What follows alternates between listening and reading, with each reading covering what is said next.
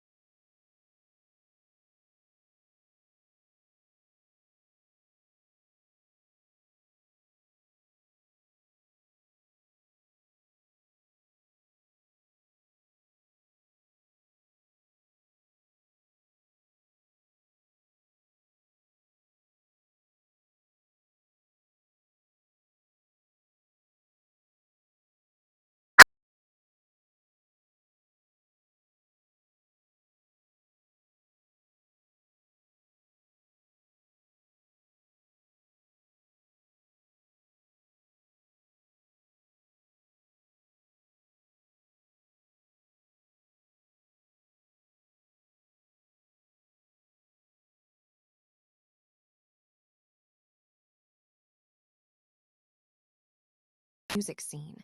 We investigate the phenomenon known as Blue Dot Fever and what it means for touring. We look at how poor ticket sales for acts like the Post Malone Jelly Roll and the Pussycat Dolls are affecting the industry, and why economic shifts are leading to major cancellations. Stay with us for the full breakdown. South African artists have achieved significant global traction, generating over KSH 3.9 billion in Spotify royalties from 2025, a 28% year-on-year surge. These figures were revealed during Spotify's annual Loud and Clear event in Johannesburg, highlighting the growing influence of the country's music industry on the global streaming stage. The report indicates that South African artists have nearly doubled their Spotify earnings since 2023, with independent artists and labels contributing over half of the total royalties in 2025. A key indicator of this success is the international appetite for South African music, as nearly 74% of these royalties originate from listeners outside the country. Furthermore, the discovery of South African artists on Spotify saw a 40% increase from 2024, with more than 1.6 billion first-time listeners discovering them in 2025, alongside nearly 3,550 artists being added to Spotify editorial playlists. Domestically, South African artists accounted for over two-thirds, or 67%, of tracks on Spotify South Africa's daily Top 50 playlist in 2025. Spotify Sub-Saharan Africa Managing Director Jocelyn Muhuturamai emphasized the global standing of the talent, stating that South African artists are a globally dominant creative force driven by worldwide demand. The report also detailed genre growth across the continent, including cloud rap, pop country, acoustic country, pop rap, and worship music. Local streams for female artists grew by 22% year-on-year, while international streams for female artists saw a 20% increase. Music performed in Zulu registered substantial growth, with global royalties increasing by 37% year-on-year.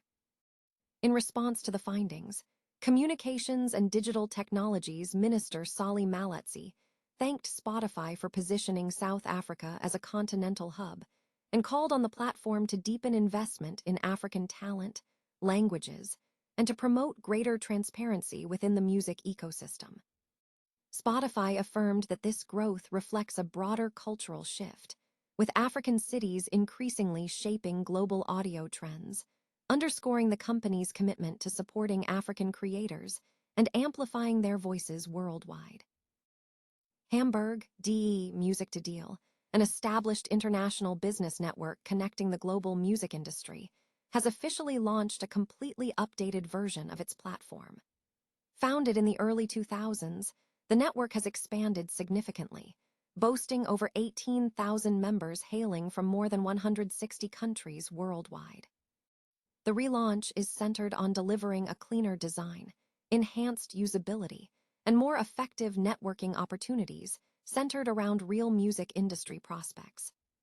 The platform serves as a crucial hub connecting a diverse array of music professionals, including artists, producers, songwriters, managers, publishers, labels, and licensors.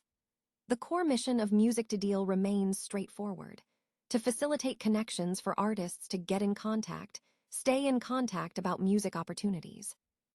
Founder CEO Mario Cristiani emphasized the strategic shift in the update. He stated that a primary challenge in the past was developing a platform capable of serving the highly varied needs of different segments within the music business. With the new version, we focused strongly on usability, clarity, and meaningful networking, Cristiani commented. This relaunch signals a significant new phase for Music to Deal, with further enhancements and new features already slated for future development. Music to Deal continues to operate through a network of 18 international representatives, reinforcing its commitment to global music industry connectivity. For more information, visitors can visit www.musictodeal.com. Tom Petty remains a towering figure in American rock, his catalog consistently shaping the soundscape of the nation. From the anthemic tracks of the Heartbreakers to his solo masterpieces, Petty's influence endures, with the opening chords of songs like American Girl still resonating across American car radios. While there is no new album cycle currently underway as of May 17, 2026, his extensive body of work is actively preserved and rediscovered through expanded editions, archival live sets, and curated box collections managed by his estate and collaborators. Posthumous releases, such as the expanded edition of Wildflowers, demonstrate the enduring commercial power of his catalog, driving strong vinyl sales and streaming numbers, particularly in the United States, where catalog rock remains a vital market driver. RIAA data further confirms the sustained certification activity of his classic titles, underscoring the durability of his appeal to American audiences. These archival efforts are successfully reframing Petty's career, showcasing his evolution from a bar band leader to a meticulous songwriter and a trusted voice in mainstream rock. For new listeners discovering his music via playlists rather than traditional radio, this work positions Tom Petty as a modern artist whose songs seamlessly integrate with contemporary Americana and alternative acts. His music continues to find new life on mood-based streaming playlists, with tracks like Free Fallin' and Learning to Fly serving as emotional anchors in prestige television and coming-of-age films, introducing his voice to younger generations instantly. This dynamic establishes Petty as a rare legacy artist whose work feels both canonical and present tense in the current cultural conversation, often soundtracking themes of American restlessness and resolve. Petty's sound is characterized by a deceptively simple yet meticulously crafted approach: chiming guitars, sturdy backbeats, and vocals that convey wry detachment. His songwriting prowess lies in narrating ordinary frustrations, stalled romances, small-town life, and stubborn hope, using concise verses and memorable choruses, a technique that has maintained his relevance across shifting radio formats, from album-oriented rock to adult alternative playlists.